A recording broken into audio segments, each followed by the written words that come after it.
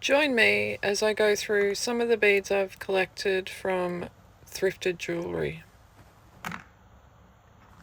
Most of my beads I have collected from thrift shops, or what we call in Australia op shops.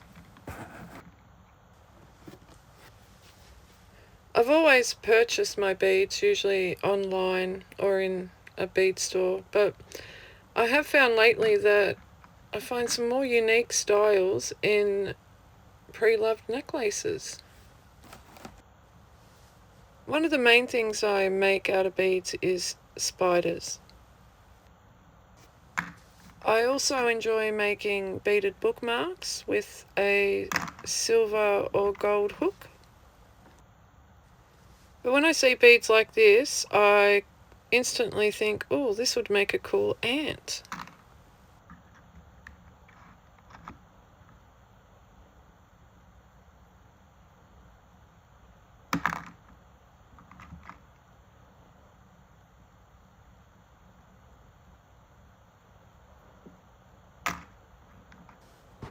Something like this could make a pretty cool octopus. I just have to learn how to make one.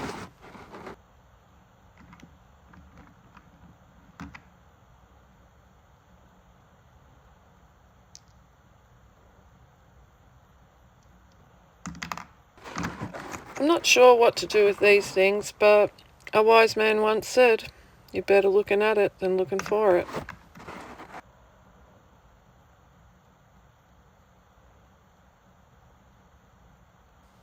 I really love this one. Look, it's quite pearlescent, and this would make a great spider body. This is the sister bead. It came from the same necklace, and I think it would make more of a realistic spider. Sorry, I can't stop admiring this bead. It actually looks much better IRL.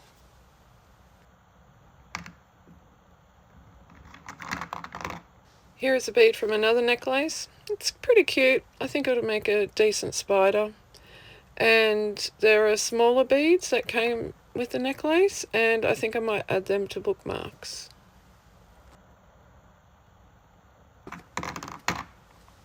Oh, this one here, it reminds me of something you'd get off the ground, like a nut or a seed, so that would make a great ant. And this here, I think I might add to a bookmark.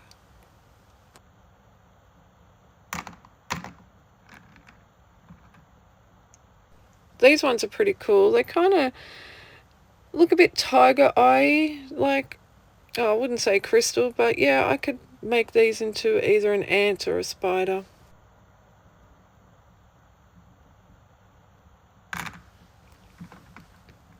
Now this one here definitely has to become a turtle one day.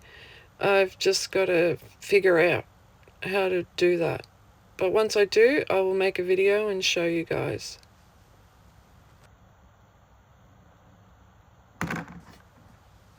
This one instantly reminds me of, like, Jurassic Park, where they had the mosquito and the amber. So it'll make a great spider, but I might even try and somehow incorporate the mosquito on it.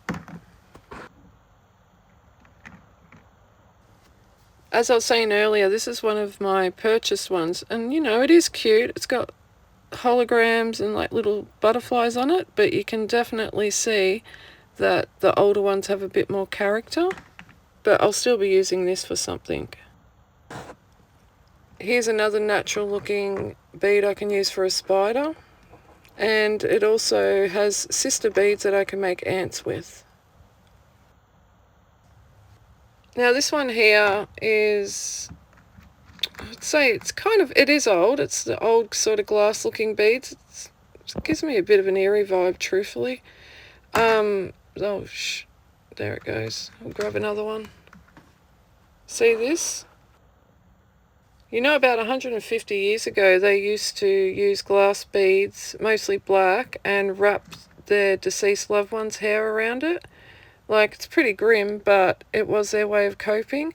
And see, the other one has a bit of a dint. I could imagine someone had tied their loved one's hair around it.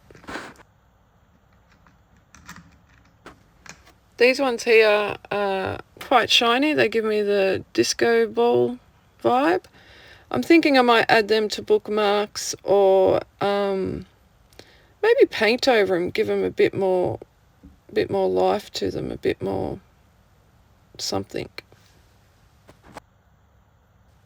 It's funny, when I look at this, it reminds me of Zoolander, and if he looked at it, he'd be like, "What's this? A disco ball for ants?" I know it's random, it's just me.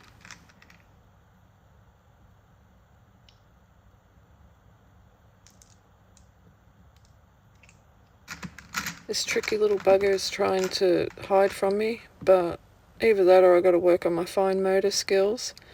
These are the type of things that I would use in between the bodies for the spiders. I don't know, I'm not too keen on these, but I could incorporate them into a bookmark somehow. Oh, another slippery sucker. Yeah, so I'll either use them or not, I'm not sure yet. And this one's interesting.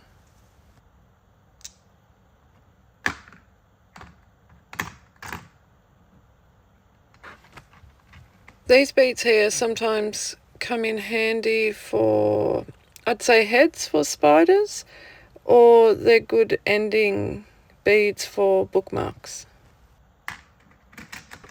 Again, my lack of fine motor's let me down. Just wait till I get this up. Let me try. There we go. These green ones are cousin beads to the other glass beads I showed you. They're quite dark. They've got red, almost brown. They all came in the same necklace. It's kind of nice. I'll have to figure out something to do with them. Obviously, ants.